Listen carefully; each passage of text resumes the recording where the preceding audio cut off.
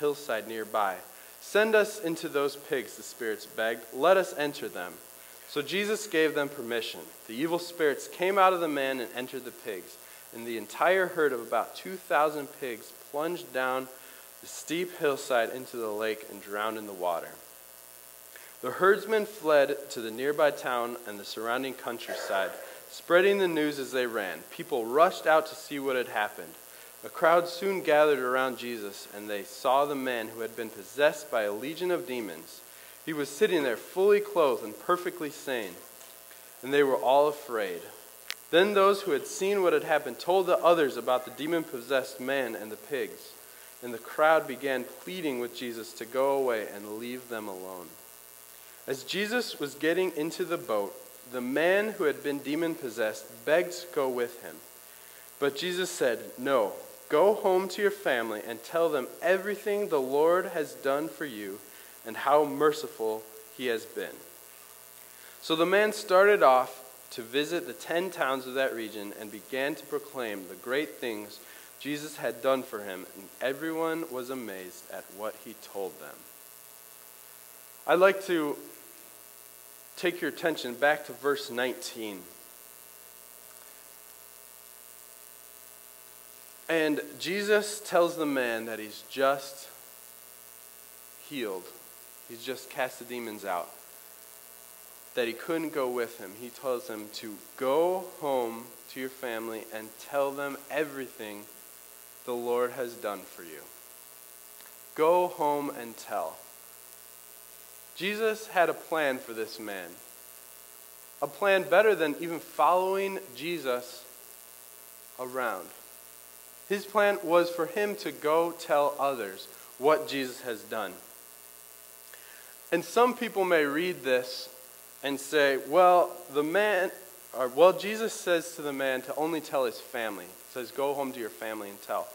But if you read in verse 20, the man started off to visit the 10 towns of that region. Some of your Bibles may say the Decapolis.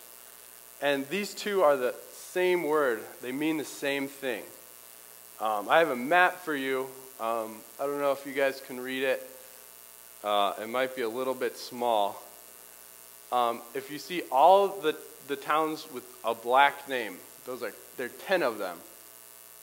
You can see the Sea of Galilee is the upper one. That's where they were on the east side of that. All over Israel were the 10 towns that Jesus told this man to go visit. The man went after Jesus said to tell his family. Now, he might have had a giant family that was spread out, but I believe that he couldn't hold in what Jesus had done for him, how he worked in his life, and he went everywhere and told everyone that would listen. He didn't just go home and sit in his house and tell his family and stay there. He went out. He was active. He was telling everyone who would listen what Jesus had done. And I believe that every Christian needs to tell others what God has done in their lives. Now, I don't think that is just a command for those who have the spiritual gift of teaching or preaching. I believe that every single person needs to be verbalizing what God has done in their lives. And that doesn't mean you need to be a preacher or a street evangelist, but I believe that we need to be telling the world the difference that Jesus has made in our own lives. I ran across a quote this week that really convicted me about this. The quote was from an atheist, and somehow quotes from atheists always kind of get to me.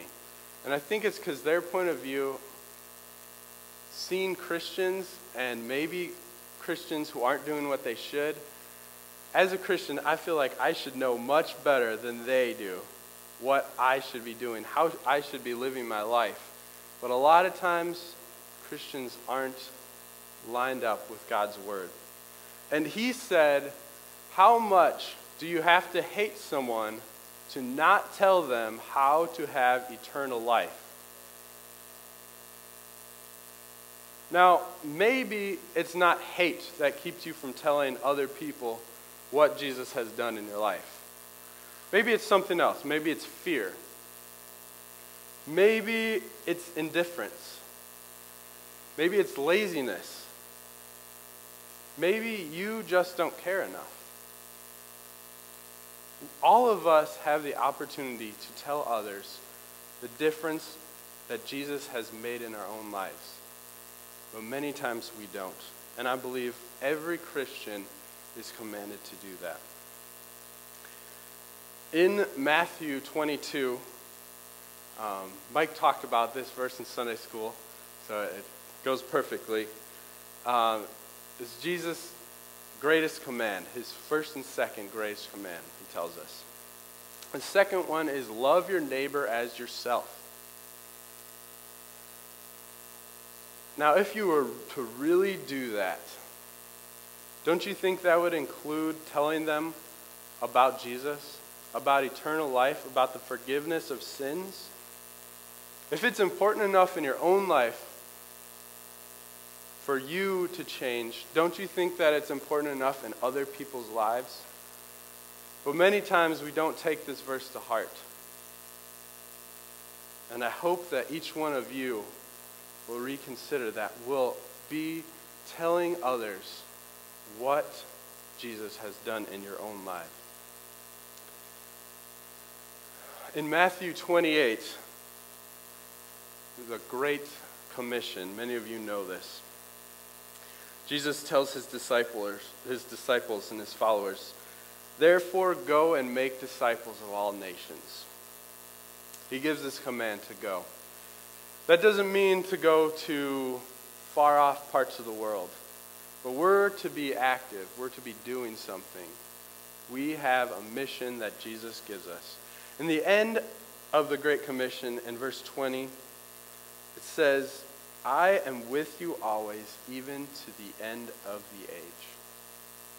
Jesus is going to be with us in this command that he gives us to tell other people. He doesn't give us a mission and say, "Go, good luck." He is going to be with us and will be helping us each step of the way. When you were saved, if you were saved, you weren't immediately taken into heaven. Jesus left us here on earth. We're here right now. We have a job to do. God gave us a job. He left us here for a reason. We can have a part in God's plan of telling others about Christ and about what he has done in our lives. And this last week, I asked some of the youth to share what God has done in their lives, specifically at camp. And so you'll be able to see some of our teenagers speaking up and saying, "You know what, God has made a difference in my life." And I hope that this challenges you, this makes you think, this excites you to see that God is doing something in the lives of our teenagers, and they are telling others about it. So let's watch this movie together. This was my first year at Lift Camp as a student, and it's a lot different from what I was used to at regular churches and regular messages and songs and stuff. The speaker, E.J. Swanson, he's really good. He's good at talking to teenagers and can get inside their hearts. And the music by Heart Song was just good. You can feel like the love and the compassion of God and stuff from their songs. And you could tell everybody was just being moved by the songs and the sermons and what they were saying and everything that God was working in them.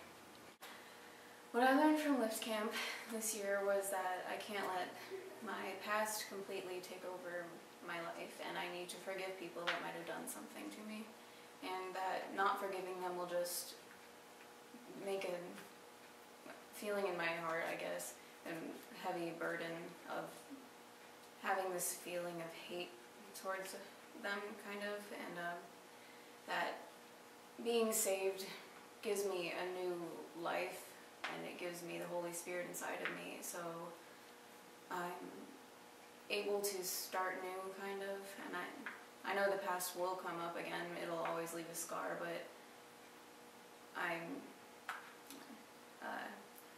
can always pray to God for help, and I know He'll give it to me if that's what He wants. And I know I can always rededicate myself to God. So something that I learned at camp when the speaker started talking about Moses, and God told Moses to throw his staff down. And the speaker used the staff as an illustration for his abilities and his comfort zone. And when Moses threw his staff down, it turned into a snake. And that really impacted me because when we throw our abilities to God, He always turns them into something good. And if we just keep them to ourselves, we'll never be able to experience that good thing that we saw. So, things that I learned at Lift Camp was how to really give myself away to God. And one of the ways I did that was through the music and the praise, because we don't really get loud and stuff. And there was so awesome because I felt like I could really get into the music and jump around and clap and raise my arms all.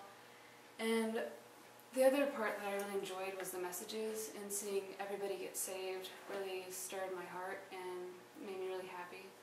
And I think one of the toughest things for me there was deciding what I wanted to do for myself. And towards the end, when I was alone, I rededicated myself to God, and that made me feel really good, and it made me feel like I was whole again and I had something to live for. Last week at camp, God showed me a lot of just incredible things. One of the ways He impacted me the most was just by strengthening my faith and giving me a boost of confidence in it. Before camp, I had kind of been struggling with trying to make God real in my life, and just looking for evidence that would point to Him as being real.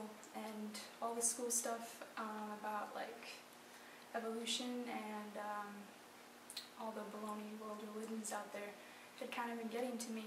But I went into camp, and it just became completely obvious that He was real. I could just almost tangibly feel Him there physically in the room with me. And it's just hard to explain, but all the doubt was just gone. And that feeling became the proof I needed that He was there, and I didn't need the evidence anymore, because there isn't really evidence. If there was, everyone would believe in God. But it's by faith that we believe and that we're saved. And at camp, God just gave me confidence in that faith. And with that thought, came the thought that this God who had just proven Himself to me is incredibly awesome, and it just made me really excited about the whole aspect of Christianity, and I just still want Him to be the most important thing in my life. And I'm just really excited to see what He does with me. I hope that hearing these teens talk about God and their lives and how He has changed them impacted you and challenged you in some way. I hope that it inspired you to share your own story, what God has done in your life with others. And I just want to thank you to the teens, those of you who've shared. Thank you for sharing. But don't stop. Tell others. Take Jesus outside of these walls to the community, to the people who need to hear about Him, and keep telling your story to them. A last thing that we touched on at camp was to be you. And in Ephesians 2:10, we're told that we are God's masterpiece. He has created us anew in Christ Jesus so we can do the things He planned for us long ago. We are God's masterpiece. Now, masterpiece is not a word you just throw around. God made us special. He made us perfect. We are His creation. Now, that doesn't mean that He made us sinful, because we all are sinful. God made us perfect. We've messed up. We've wandered away. But God has made us who we are. And we're supposed to use who we are, who God created us to be, for Him. Maybe the talents, the personalities that God gave you, the uniqueness that you have. How can you use that for God? God made you His masterpiece. In Jeremiah 29:11, it says, God has a plan for you. It says, "For I know the plans I have for you, says the Lord. They are plans for good and not for disaster, to give you a future and a hope." God has a plan and purpose for your life. And it's a good plan. Are you being real? Are you being genuine? Are you living that plan? Or are you being sidetracked by meaningless things? And in 1 Corinthians 12:4-7, we're told that God gave you a gift. God has gifted each Christian. And He has a plan for how you can use that gift for Him, if you will surrender that to Him. And maybe you don't know what your gift is. I would encourage you to try different things. Maybe you never will know if you're gifted in something if you don't try it. Try some different things. But if you do know what you're gifted in, what the gift that God has given you, are you using that the way that God wants you to? And I hope that as you heard this report from camp and how God moved and worked in the lives of our own young people and in so many lives of teenagers, I hope that you were challenged in your faith. I hope that you will let God speak to you and change you, and that you will respond to Him, and that you will live a real, genuine, and authentic Christian life.